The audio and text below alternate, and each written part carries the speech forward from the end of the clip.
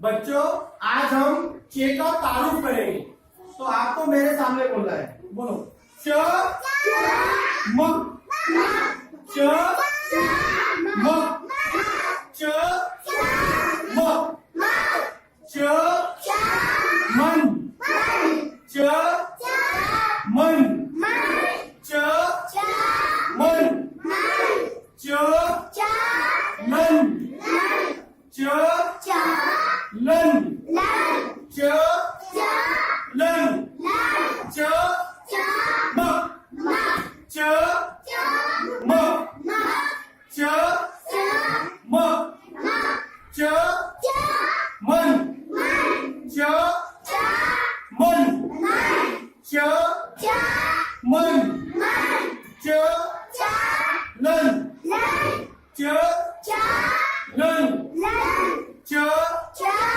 लन।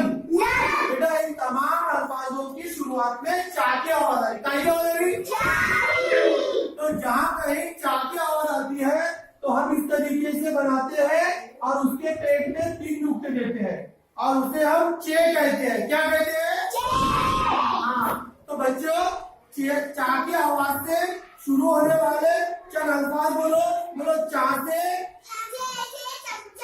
हाँ चे से चमचा, चे से चकरी, बोलो चे से चमचा, बोलो चे से चाकू, बोलो चे से चावल, हाँ चे से चावल। तो आज हमने चे का तारुफ हासिल किया।